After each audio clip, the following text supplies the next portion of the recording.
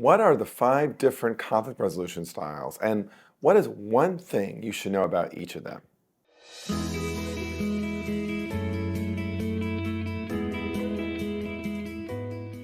Conflict is a natural part of life. As regular viewers of my channel know, the goal is not to eliminate conflict, it's not to avoid conflict, it's not even to vanquish the other side. The most successful negotiators, the most successful leaders welcome conflict into their organizations and into their lives. Oh, well, come inside, come inside. The goal is to learn how to turn conflict from being a destructive force into a force of dynamism and vibrancy. How we handle conflict can make a huge difference in our personal and our professional lives.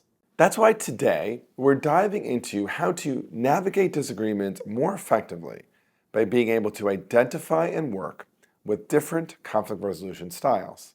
We're going to cover each of the different conflict resolution styles, what they might look like in a personal or business context, and show how your understanding your own style and how it differs from others can help you calibrate your approach with colleagues, with friends, and with family members. I'm Bob Bordone. I'm a senior fellow at Harvard Law School, and I'm the founder and principal of the Cambridge Negotiation Institute.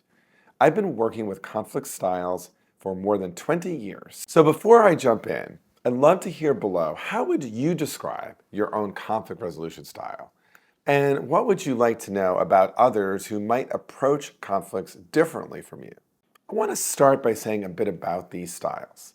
They were first articulated by Thomas Kilmann many years ago, and they are now part of what is called the TKI assessment, or the Thomas Kilmann Management of Differences exercise. Many professional schools in the United States use the TKI assessment as part of their negotiation or conflict resolution classes. In fact, I've actually used this instrument in my classes at both Harvard Law School and at Georgetown Law School. I also use it in multi-day executive education workshops I teach through the Cambridge Negotiation Institute around the world. So let me start by talking about the first of the styles. This is called the tendency for competing conflict style. The approach is one that is assertive, but that sometimes can be seen negatively, as uncooperative, as demanding. She's so demanding. It is sometimes seen as standing your ground, which is good, pushing for your own goals, which is good, but sometimes at the expense of others, or even worse, at the expense of the relationship. The key thing to know here is that while it can be effective in situations that require quick and decisive action, being competitive can also lead to resentment if overused. Oh, no! So, for example, imagine a project deadline is approaching and one team member insists on their plan without considering the other's input. This might get things done quickly, but it might put a strain on team relationships. Business leaders, folks like Steve Jobs, are often associated with this competing style. Jobs was known for his strong convictions and his unwavering support of innovation in Apple. This is good. At the same time, he was famous for clashing with colleagues and competitors alike, for believing in the power of pushing boundaries, and for achieving excellence. So when I think about myself, I think sometimes I have a competing style. I don't do this all the time, but if someone initiates a competitive approach, I usually respond in kind. Bring it on. So, the second common style is called the tendency for accommodating style. In many respects, it's the opposite of the competing style. It is highly cooperative and often seen as unassertive. It's really focused on satisfying others' needs, sometimes at your own expense. Okay, I'll do whatever you want. Now, the one thing to remember is that the upside of this accommodating approach is that it can maintain harmony, but sometimes it can actually make you feel undervalued or even ignored. So, a business executive who is known to have this style was Herb Kelleher. Herb Kelleher was the co-founder of Southwest Airlines. He was known for a highly relational and accommodating style. He built a company culture that was based on putting employees first and customers first. He often deferred to others' viewpoints to foster this kind of supportive environment. For him, this approach was highly successful. As you know, Southwest became a leader in customer satisfaction and a leader in employee engagement. But the approach does face some challenges, especially in competitive environments where assertiveness is crucial. Now, for me personally, the other style that I sometimes embody is accommodating. In situations like friendships, or in situations where I really care a lot about the relationship, I sometimes will sacrifice my own interests to preserve the relationship.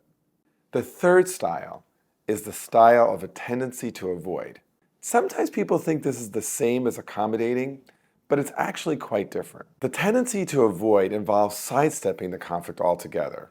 This style tends to be seen as both unassertive, unlike the competitive style, and very low on empathy, unlike the concern with accommodating. So an accommodator can get activated and motivated to preserve a relationship, whereas a concern with avoider tends to actually withdraw from both the relationship and the substance of the conflict.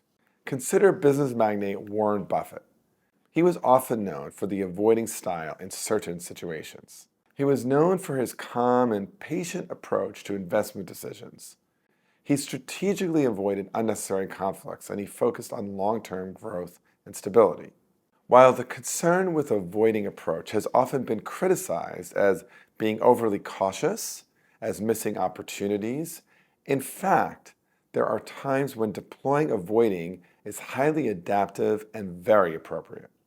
So, let me give you an example of a time when the tendency to avoid actually makes sense. You've been asked to take on a huge project at work. You're already overburdened. The tendency to either say no or immediately take it on can both be problematic for all sorts of reasons, right? Saying no can make you look like you're not a team player, but saying yes can mean you never see your family again. This is a great moment to say, thanks for that invitation. I'd like to take it under consideration and let me get back to you. While I myself tend not to be an avoider, one of the things I admire about one of my colleagues who is an avoider is that he has as one of his rules, whenever he is asked to do anything, whenever he feels a button pushed, he simply says, thank you for that invitation. I would like to take that under counsel and respond back to you. And it is a great way to get some space, really think about what's important to you, get your emotions under control, and then decide how you want to engage. Think it over. The fourth approach is the tendency toward collaboration. The tendency toward collaboration brings the assertive and the cooperative approach together. This approach is the one that is seen as most likely to yield mutual gain solutions. It's an approach that addresses the concerns of all the parties involved. The crucial thing to know about this approach is that while it is often the most effective, it requires time and effort from everyone involved. In the tech industry, Sundar Pichai of Google exemplifies this collaborating style. Pichai is known for fostering an inclusive culture where diverse perspectives are encouraged. These perspectives are integrated into the decision-making processes. By promoting collaboration among teams and across departments, Pichai has helped Google innovate rapidly while maintaining a positive work environment that is conducive to problem solving. The fifth and final tendency is the tendency toward compromising style. This approach is moderately assertive and cooperative. It finds a middle ground where each party gives up something.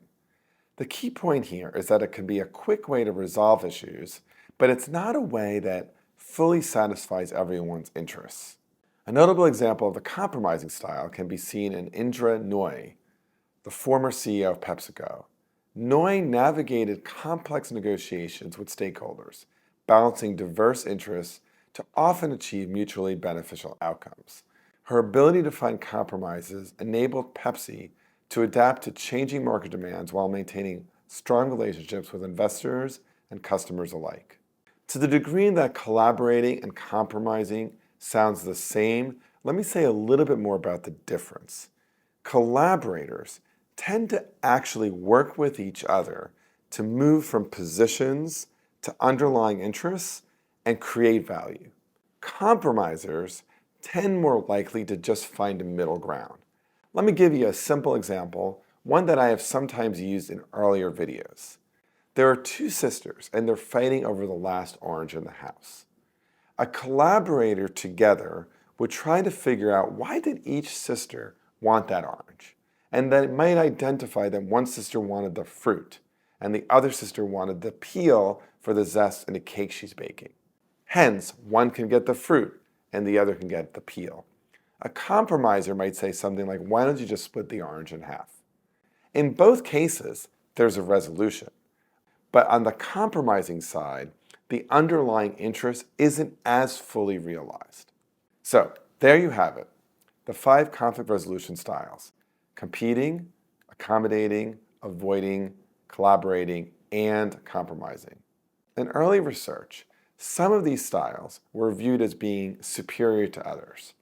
More recently, we've come to know that each of these styles can be highly effective at times and less effective at others. So the key lesson here is knowing when to deploy each of these styles for resolution and mutual gain. If you found this video helpful, don't forget to like, subscribe, and hit the bell icon for more insights into workplace dynamics.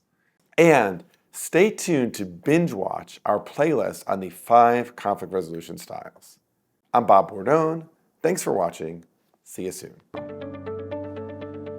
Okay, it's not difficult to keep watching. Click, click.